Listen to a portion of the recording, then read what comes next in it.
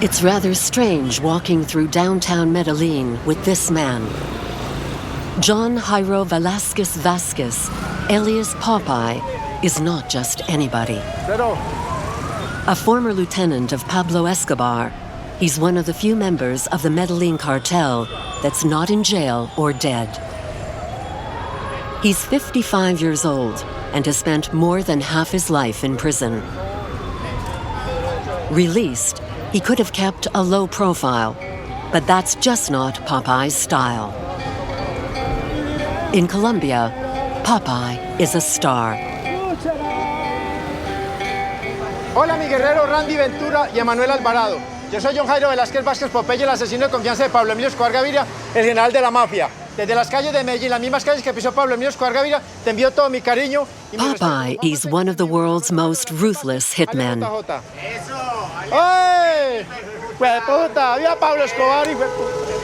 Amigo. He was the boss of Escobar's hired killers, the sicarios.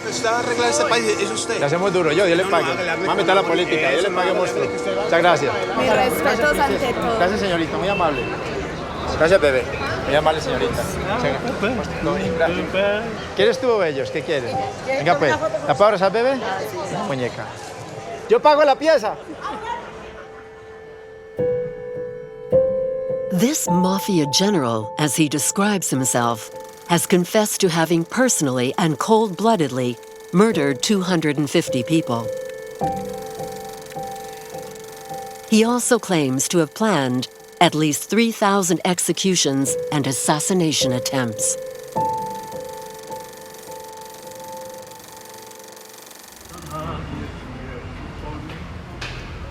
Popeye's popularity is due to television.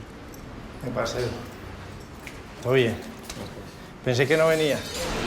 Soy la memoria histórica del cartel de Medellin. Colombian national TV broadcasts a nightly biographical series. Sobreviviendo Escobar, alias JJ. The actor is Juan Pablo. He's fantastic. He spent 2 weeks with me. He got to know me really well for this part. ¡Patrón! ¡Nos cayeron! No te voy a matar de una. Te vas a desangrar como una rata. That's the way I used to kill people. That's me killing Colombia's public prosecutor. ¿Tú lo mataste? Sí. Yeah, I shot him in the head. ¿Y por eso ya pagaste tus Yes, of course. That's why I can talk about it. Y cuando te volteas sobre ese pasado y ves toda esa sangre, ¿para ti es justificado hoy en día? Listen, you can't point a gun at someone and start thinking how his poor mother is going to cry. Oh no, what about his brothers, his neighbors, cousins? No, I just kill, and that's it. Despite his cynicism, does he have any regrets? Not many, and certainly Popeye always finds a way to justify his actions, even rewriting history to do so. Colombia. You have to understand that in Colombia, the violence didn't begin one day just like that. There's a mad woman back in Spain, see? Her name's Isabella. She's the queen. And with another lunatic called Christopher Columbus, they decided to conquer America. So they could find a way to the Indies. But no one wanted to sail on their boats because they thought Earth was flat and they'd fall off the edge. So they let the worst criminals in all of Spain out of prison, and they became the crew. Where did these boats sail? To Colombia, where they mated with the Indians. And it's from this mix of criminals and Indians that you get a fine specimen like me. It's in our blood. We first met John Jairo Velázquez Vázquez, a peculiar individual, in prison back in 2001. The next time we met was 16 years later, after he was released. He agreed to be filmed over a period of several days. So he talked about his life in sometimes shocking detail. He kept nothing back, the full confession of an assassin.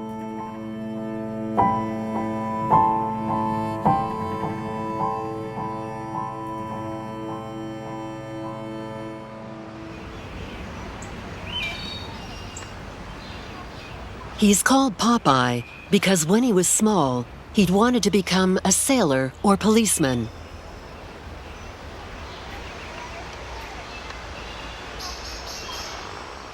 Yo quería estar en las armas. Me, I wanted a job which involved weapons. Una oportunidad de trabajo no le daban. But I soon learned that when I went looking for a proper job, Y lo humillaban a uno. I'd be humiliated, kicked out of the office. People didn't even look at my CV. But if I showed up with a gun and knocked down the door, then people would become very nice. I had a friend, supposedly a senator, who lived in my neighborhood. His name was Federico Estrada Velez. So I went over to see him, and I said, "Mr. Senator, I would like to work as a policeman around here, because you can make a good living. It's good work." I was thinking there I'd be out in the street with my whistle. It'd be nice. He kicked me out of his house. He was very rude to me. I sat on a street corner with my little CV, and I actually cried. I realized the answer was having a gun. If I shot someone, I knew they'd pay attention to me. Later on, when I joined up with Pablo, I kidnapped him. With my gun to his head, I said to him, "You scum, get out of your car." And then he was very polite all of a sudden. I started off as the boss's bodyguard. Then I began getting involved in crime and killing people. I became a professional hitman. Yeah, it's a job. And there's a lot of work to go around when there's so much violence in a country like this.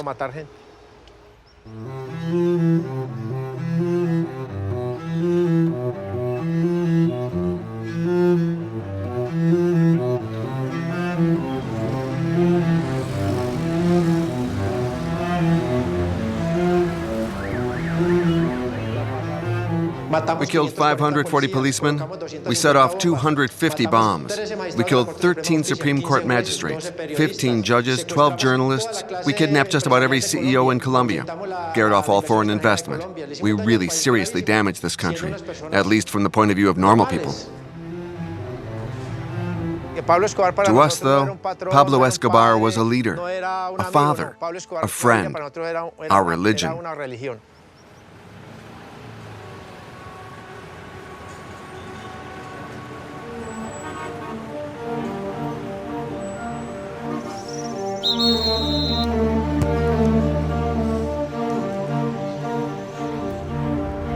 Popeye gives the impression of still being loyal to Escobar, even now, a quarter of a century after his death.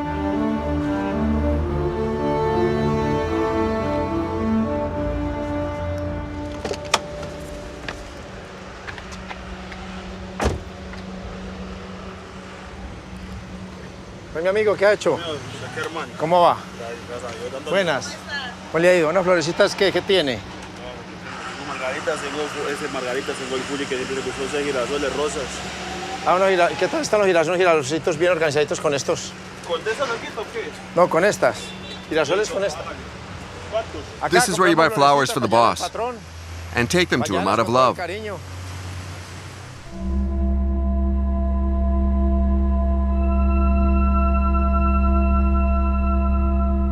This is the Montesacro Cemetery, where the boss was buried 23 years ago.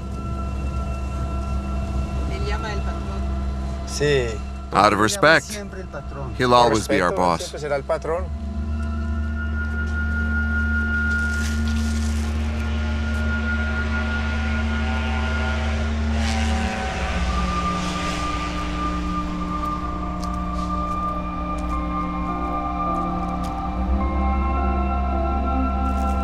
Anonymous hands place fresh flowers on Pablo Escobar's tomb every day.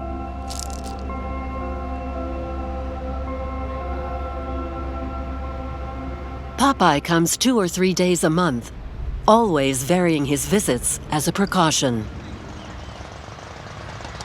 A cemetery guard follows him at a distance whenever he stops by. Sí están armados, ¿no? Sí, eso es un 38. 38 largo.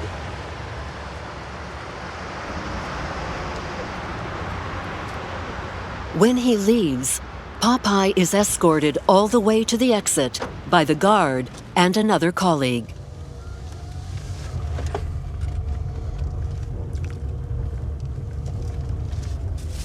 They escort me because they're the security guards here. They make sure nothing happens to me in the cemetery. They're my friends. They're very kind.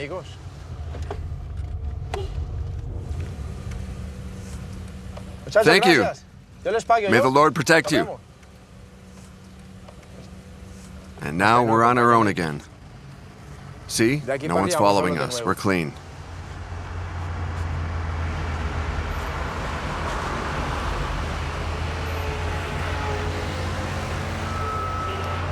Now that I've left the cemetery, I'm careful. I make sure we're not being followed. Obviously. Popeye, ¿usted vive amenazado hoy en día? Those who were once my friends are my enemies now. ¿No le tienes miedo a los matones, a los sicarios? No, I'm not scared. I used to follow so many people to kill them that I know how to shake them off. You have to avoid routines. For example, I change apartments all the time. I change cars all the time. I move around using different forms of transport. I make life difficult for them. Danger can come from almost anywhere. It's a very dangerous city. The threat can come from a motorcycle or a car, a drive-by shooting. Then there'll be 3 dead, Popeye and the TV crew. Anything can happen. It's Medellin.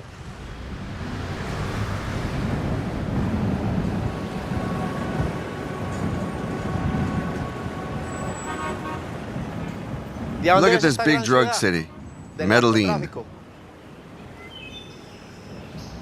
It's a beautiful city, but like a beautiful woman, she is also dangerous. She's divine, but she's built on top of a graveyard, a river of blood.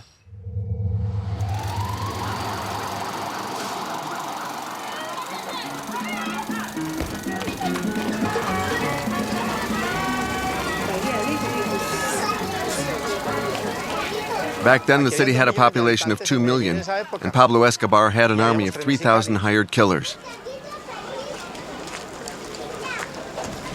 The sicarios, the notorious hitmen of the Medellin cartel.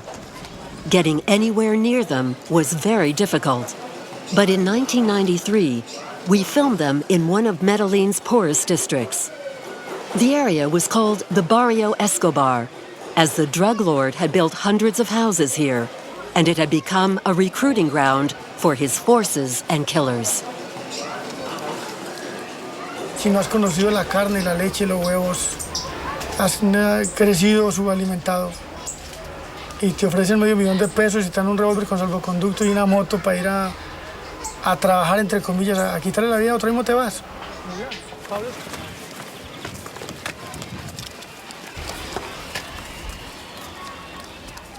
The Medellin cartel was a killing machine.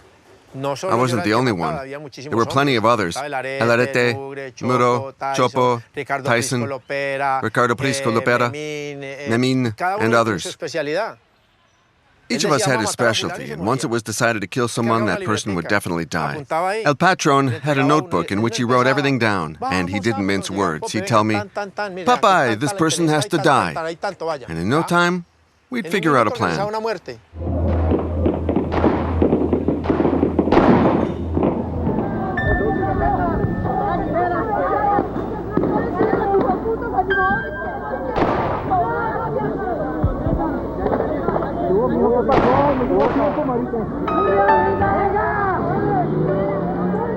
The boss's best achievement was his vast information network. They could be in a jury, journalists, universities, industry. All of them were paid every month to let him know what was happening. Once, at one of Bogotà's universities, one of the professors told his students not to be scared of Escobar, but to fight him instead.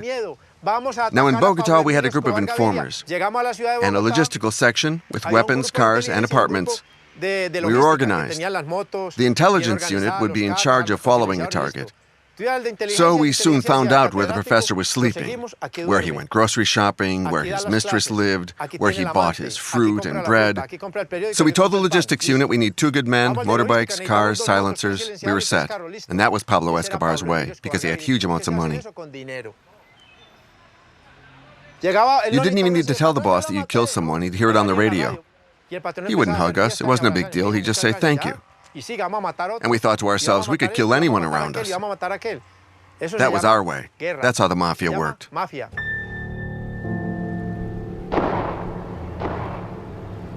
The mafia had an exact price on killing, a macabre list of rates. It was $1,000 to kill a policeman, $12,000 for a politician or judge.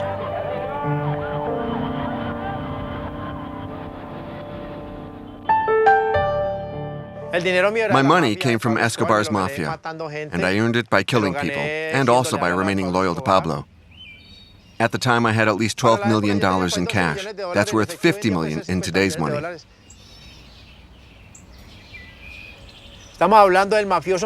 He was the greatest mafia boss the world's ever seen. There was no other mafia leader on earth as great as Pablo Escobar. Like any self-respecting mafioso, Escobar built lavish homes for himself all over the country. A 3-hour drive from Medellin, the Hacienda Nápoles was his stronghold. In those days, Popeye and Escobar would make their way there in a convoy. The road was dangerous. Anyone could stop you along this road. The guerrillas, the paramilitary, the army, the police. They would stop cars, and if anyone had any money, they'd grab them and then ask the family for ransom.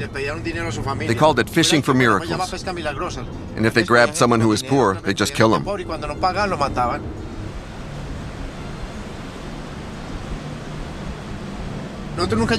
We were never miraculously fished because we were heavily armed, and we had a car scouting ahead of us. There was a car every 5 kilometers and constant radio contact with people up in the mountains. If they saw anything suspicious, the boss would be informed.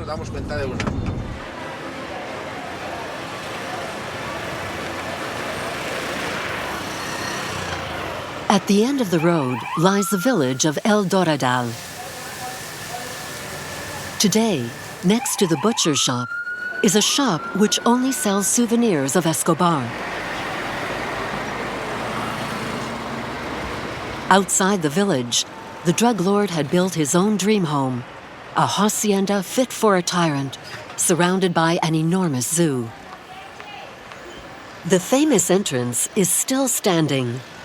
Legend has it that this is where Escobar had mounted the small plane he used to fly cocaine into the United States for the first time. This is the Hacienda Nápoles. All this was part of the hacienda. It was huge.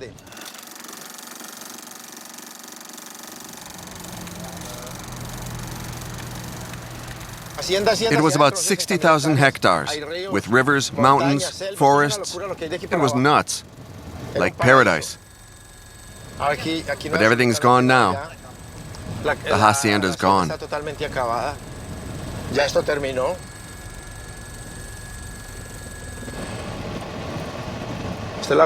boss used to like to jet ski in the lake.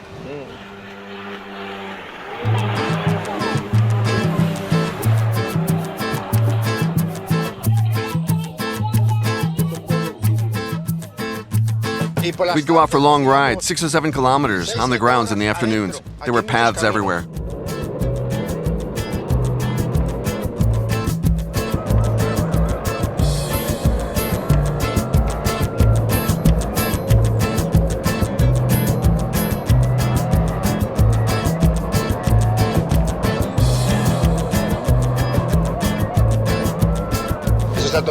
It's all gone now. There used to be 15,000 animals here, and helicopters that would land day and night, and airplanes.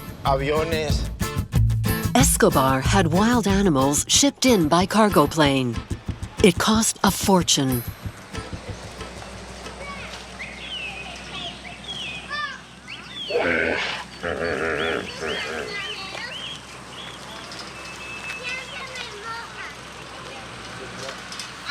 Popeye spent many days here with Escobar's other lieutenants.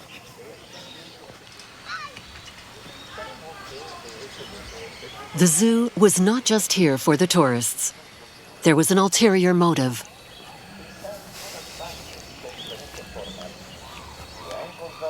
In fact, the zoo was built to hide the airstrip. When the authorities wanted to know why there was a runway, we'd say it was for the zoo.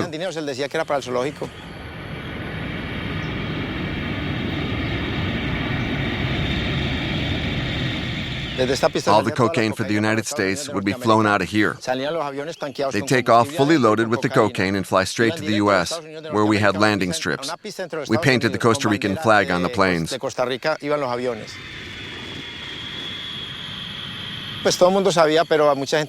Everyone knew it was happening, but everyone was earning lots of money. The aviation authorities would be bribed, the traffic controllers too. Radar in those days wasn't very sophisticated. If you flew low, skimming the treetops, they couldn't detect you, so it was no problem. Each plane could carry 600 to 700 kilos of coke. It was a lot in those days. 1 kilo of cocaine was worth $50,000. That's when cocaine began taking off around the world. As many as 10 or 12.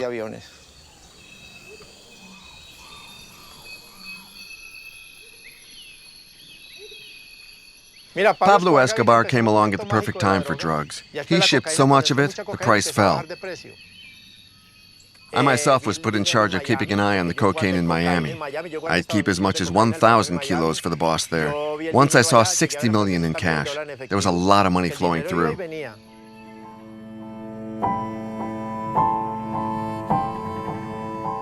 Popeye witnesses firsthand the growth of an enormous empire. Within just a few years, Escobar becomes the 15th richest man on the planet. It's 1988, and he's at the height of his power when we meet him, almost by accident. We were filming a profile of Fabio Ochoa, the man wearing the hat, and one of the Medellin cartel's godfathers, when a surprise guest showed up. Remarkably, he agreed to be interviewed. Don Pablo Escobar. Don Pablo Escobar. It's the only time in his life that he'll speak publicly about cocaine. We have to realize that we're living through the cocaine period. Cocaine is invading the world. Why? Because it's a drug that's less strong, less damaging than the others. There are drug addicts because of a lack of education and discipline. It's the same with alcohol. There's no difference between someone sleeping on the sidewalk because of drink or because of drugs.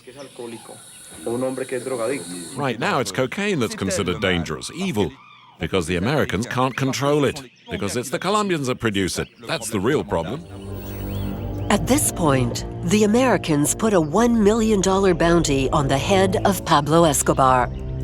Shortly after the interview, the United States forces Colombia to sign an extradition treaty. If Escobar or his lieutenants are arrested, they'd be transferred to the USA and jailed. To the head of the Medellin cartel, this was totally unacceptable. His fight was to avoid being extradited to the U.S. He came up with the phrase, rather a tomb in Colombia than a prison cell in the United States. Escobar organized dozens of attacks across the country. He unleashed a reign of terror.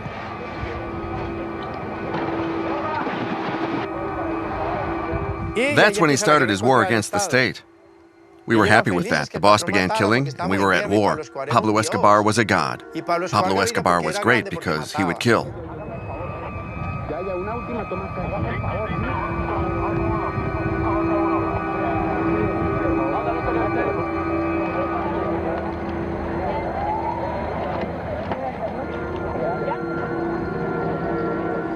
There's a saying here. If you wage war, you don't go to mass. Bogota, 18th August 1989. In the crowd is one of Colombia's most popular men. Luis Carlos Galán is running for president.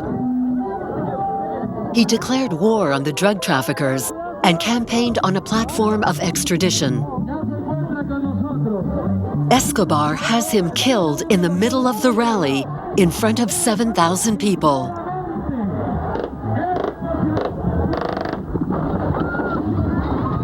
Today, Popeye believes the murder was Escobar's biggest mistake.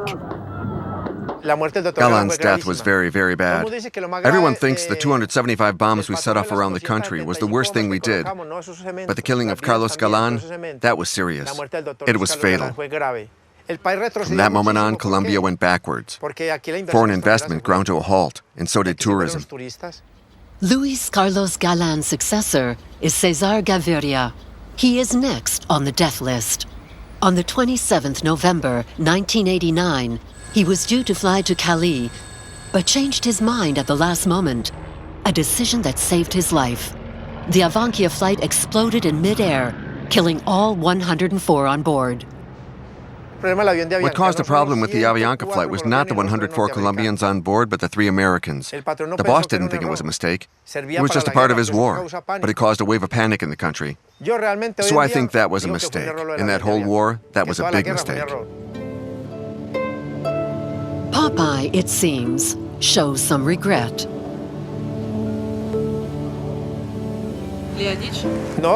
Nobody dared to tell him. Back then, I was on his side. I thought it was good. But 20 years later, people still haven't forgotten. It caused a lot of suffering. At the time, though, there was no question of regret. Escobar's campaign of terror forces the government to cave in. They enter into a fool's bargain with Escobar. The authorities agree to end extradition of drug traffickers. And in exchange, Escobar promises to give himself up, but only under certain extraordinary conditions, to all of which the government agrees. The head of the Medellin cartel insists a special prison be built just for him and his lieutenants. He designs the building himself. He chooses his own prison guards, people he trusts. In June 1991, he enters into this special prison along with Popeye. I know the place like the back of my hand. We forced the government to build this prison. We, Pablo, and the whole crew had the government where we wanted them. We forced them to build a luxury prison, and I was the first person to go in. We started arriving at the mountain. The prison is in a strategic location which Pablo Escobar chose very carefully. He knew if we were attacked, we could defend ourselves from here. Today there are lots of other buildings. In 24 years, it's all changed. That used to be just a dirt track. Buenos días. ¿Cómo están? Bien, bien. Estoy arreglando en la casa Pablo Escobar, ¿no? Buscando la guaca. La guaca. Te encontré la guaca, que es joven y tiene salud. No, la guaca, ahí empezó la guaca. No, ahí está, ahí está. Vea, la mayor guaca de la salud que tenemos. Puedes venir hasta acá, vea. Gracias, parcero. Bien. That was the boss's cell over there. And mine was right behind it. That's where the boss was photographed, behind bars, at the cathedral. The prison at Catedral is soon christened Hotel Escobar. Inside, the drug business continues. And when there's no business, they have fun. One day we had a fancy dress party. El Patron had some female costumes delivered, and I wore one. It didn't bother me at all. Later people said we got dressed as women so we could have sex with each other, but there was no need because the boss always had a constant flow of women on tap. It was just a bit of fun. They found a suitcase with penises with 2 heads. It was so the girls could play at being lesbians. It happens in the mafia. The boss even had a dog that would make love to the girls. That seemed quite normal in our business.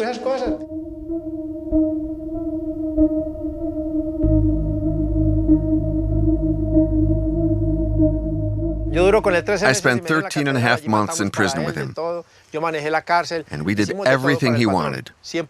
I killed people, and I ran the place. We worked just for him. I was a good employee. I was very loyal.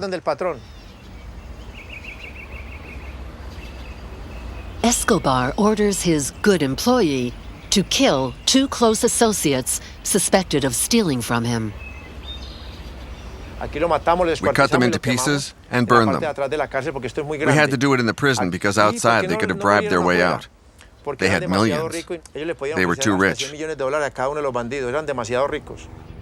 The murders are too much for the government, and there's an enormous scandal.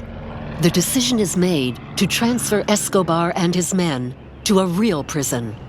The army surrounds the Catedral, but the cartel boss had been expecting such a move. Pablo Escobar had always intended to escape from the prison. It had always been in the back of his mind. So he had the escape already planned out. That's why he had the prison built the way it was, to escape from it. There was a 10,000-volt electrified wire fence that ran around the place. In the boss's cell, there was a switch which could turn the current off. There was a small wall that the wire ran along, and in one part of the wall, some of the bricks hadn't been cemented, but just covered with plaster. We knew where it was. I kicked the bricks, and that's how we got out. Then we climbed up about 500 meters. The army's searchlights were trying to spot us. When we came down the mountain, it was about 11 in the morning, and that's when the mist starts to come down. You can't see anything for 20 meters in front of your nose.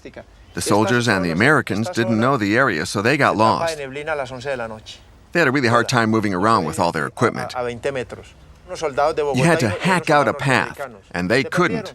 They were too heavily equipped. The soldiers were kitted out like Rambos, with knives, rifles, big guns, and smaller, complicated ones.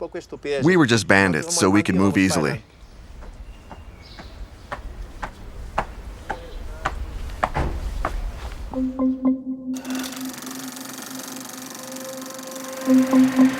Escobar and Popeye disappear, and the authorities were made to look like fools. A nationwide manhunt is launched. A special unit called the Search Block is created, made up of 2,000 incorruptible policemen and soldiers, backed up by the Americans and the DEA.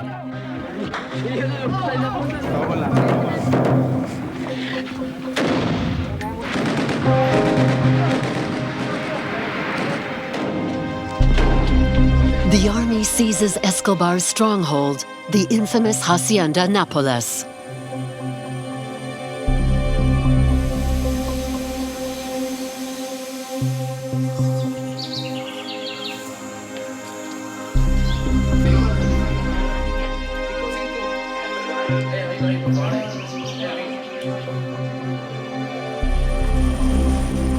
Throughout Colombia, the houses of cartel chiefs are searched.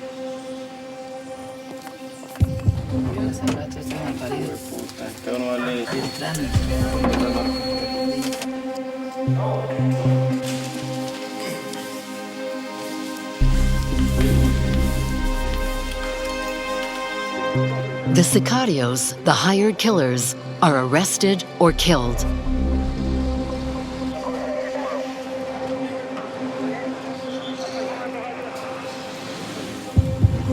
Meanwhile, as the hunt continues across the country, both Escobar and Popeye have hunkered down in Medellin. They know the best place to hide is in a city. We began living underground, like we'd done before. We moved from hideaway to hideaway. We disguised ourselves. He had a hat, and I had a wig. See? Popeye and Escobar move about unrecognized on the streets. One day, they almost bump into a police patrol.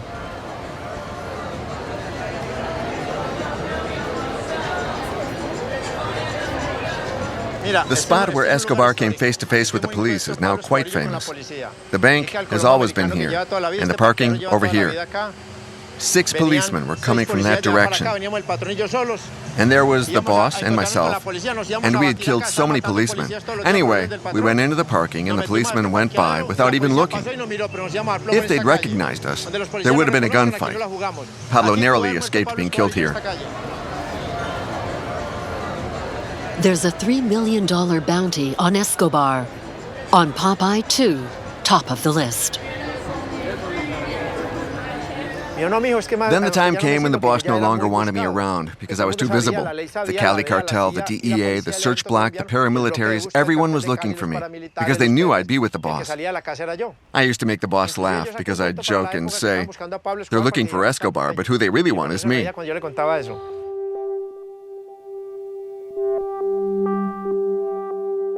One day he said, you have to give yourself up. I gave him a high five, said, all right, boss, and I surrendered.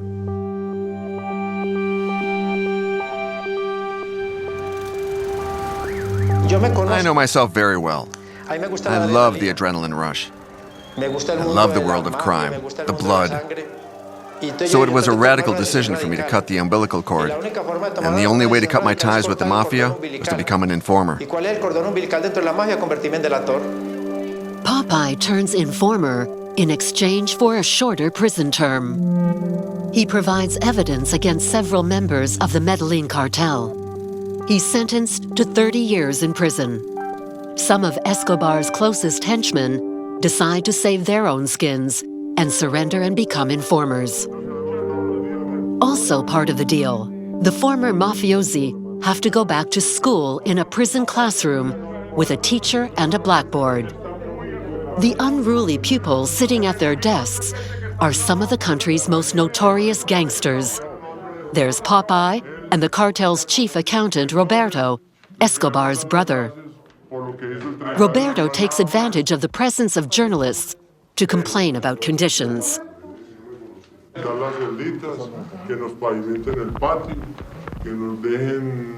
Abrir la puerta de la cocina y no necesitamos más. ¿Son peticiones luego? No, son peticiones de nosotros que estamos detenidos aquí. Mi hermano puede estar montando a caballo o en una piscina bañándose o en una finca. Pues los detenidos somos nosotros, entonces nosotros no podemos pedir para él, sino para nosotros. A few months later, during a full search, prison guards uncover a transmitter in Popeye's cell. They are convinced he's still in touch with Escobar.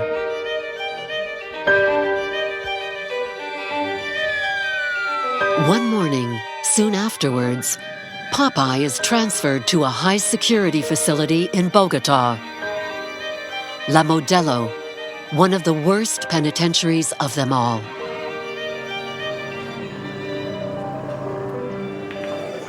At the time, we had been given exclusive access to film inside.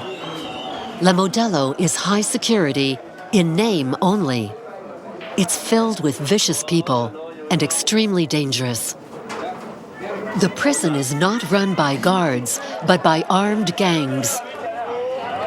On one side, there are extreme right-wing guerrillas, the so-called paramilitaries.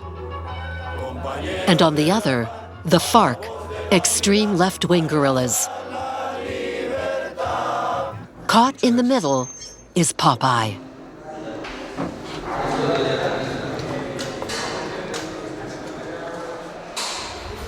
La Modelo was the most dangerous place I'd been.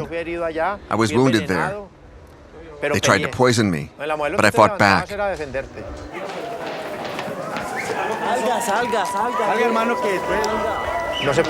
As soon as you woke up in the morning, you already had to fight in order to survive. You slept for 3 or 4 hours at night, and you had to be alert the whole time.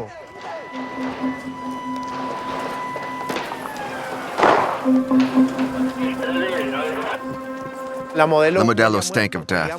I was always being attacked. There were some of the most brutal fights I'd ever seen. There were rifles, machine guns, grenades, bombs. Of the 6,000 prisoners, 1,500 were armed.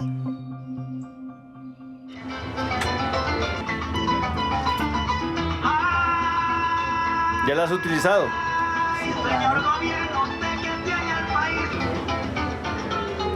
There were some tunnels at La Modelo, and some people were able to escape. We didn't need a tunnel. We had so much adrenaline and so much money invested in the prison that it was in our interest to stay inside. In prison, there was also hostage-taking. You'd be taken hostage and your family was contacted, and if no one paid up, you'd be chopped into bits.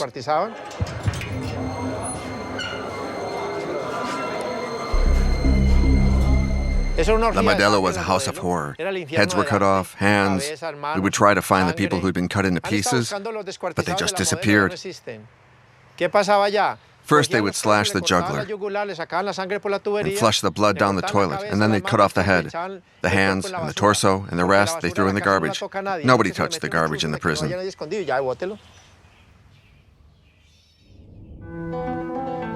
On the 2nd December 1993, Popeye learns that Pablo Escobar has been shot and killed by the search block in the center of Medellin.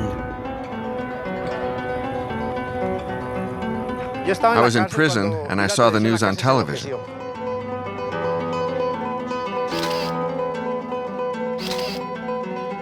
The prison went nuts. The whole world went nuts when Pablo Escobar was killed. At the American Embassy in Bogota, they cracked open champagne.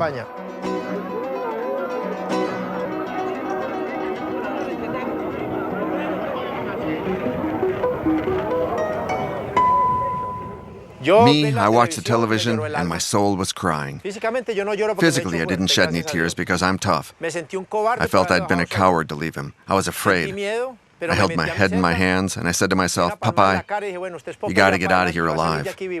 And that very night, they tried to kill me.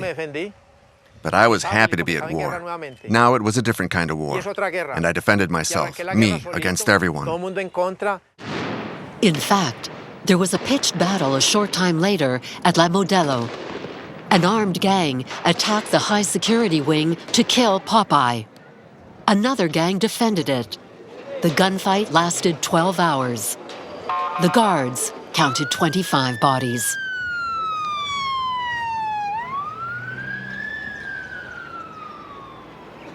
How did I survive the war in La Modelo? By making alliances. I'm very sociable. I had a lot of money, and I respect discipline. Mainly, I paid well. Popeye says he spent all his money to survive his time in prison.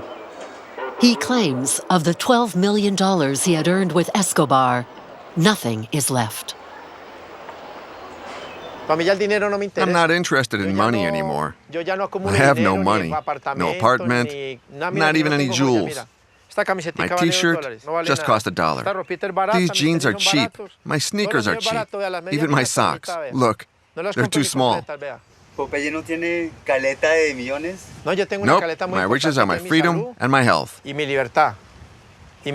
alive. That's my greatest treasure. Look how much I've got on me. I don't need to kill anyone to buy an ice cream. I've got less than $500 on me. And here, that's a lot of money. I can eat, stay in a hotel if I have to. If I think I'm being followed, I leave my car and I take a bus. I don't have any kids, and I'm not married. I like to be on my own. I don't have bodyguards. I don't even trust my own shadow because it abandons me at night. I don't trust dogs. If they knew about money, they'd screw their own masters to buy sausages. Popeye will tell anyone willing to listen that he's a reformed character, that he saw the error of his ways in prison.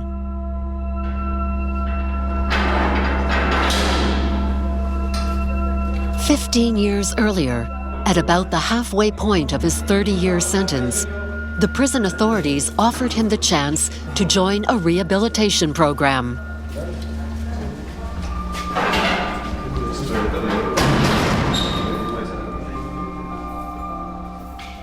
One day, the cell door opened. Then a woman arrived, a psychologist wearing a uniform. Quite sexy, quite beautiful, actually. She said, Popeye, I'm here on behalf of the state. I'm a psychologist, and everything you tell me will remain private. I worked with her for 8 years. I gradually learned to appreciate some values.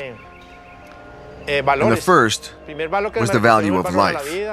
And the next was to forget about ambition. There's a devil and an angel in my head. When I was fighting the war, the devil was huge, and the angel was tiny. When I started to repent, the angel grew, and the devil became very small. Small, but he's a stubborn bastard. He gives me bad advice. But my little angel says to me, no, don't listen to that bastard. Anything can happen, like someone upsetting me, for example, and I think about crushing this son of a bitch. And the devil says to me, do it. But my little angel says, remember, you're out on bail, and there are cameras. Freedom is wonderful, so be careful. I struggle because there's good and evil in everyone. God gave us free will to choose good or evil. I can't tell you under the law. In Colombia, the statute of limitations for murder is 15 years. Has Popeye really repented as he claims? That's the question.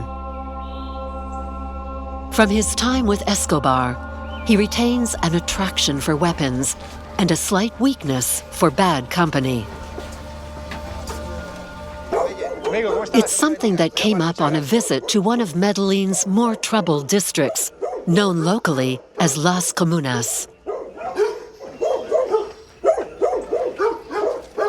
This is San Salvador. It's a working class area. And many from here were able to live better lives by working for the boss. Hello, it's the bad boys. No, don't film them. The welcoming committee for Popeye is clearly the local bosses. ¿Dónde está la monstruo? Ah, está chingado. ¿Qué más monstruo? Ah, juez, puta, ¿y se murió el pez? No, ahí están, no que lo va a seguir acá. ¿Tiene marihuana?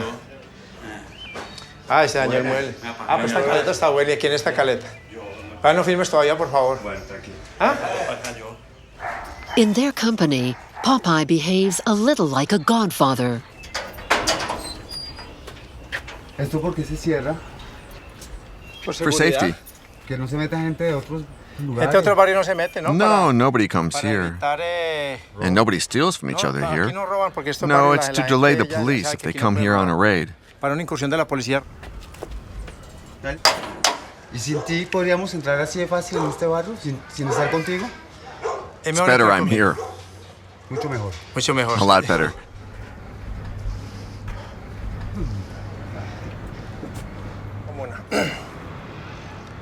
Y a ti te respeto. A mí me tienen cariño. They like me. They respect me because I know most of them from prison. When I come through here, they help me out. They spoil me. I'm safe here. I'm safer here than in the middle of the city. Permiso, hasta luego. Hasta luego, linda.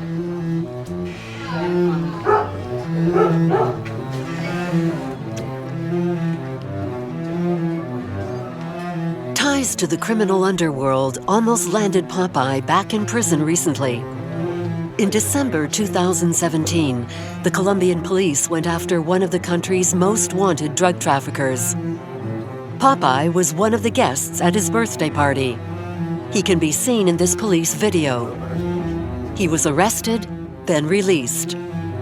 2 months later, Colombian legal authorities seized all of Popeye's and his family's assets, worth around $2 million, according to officials.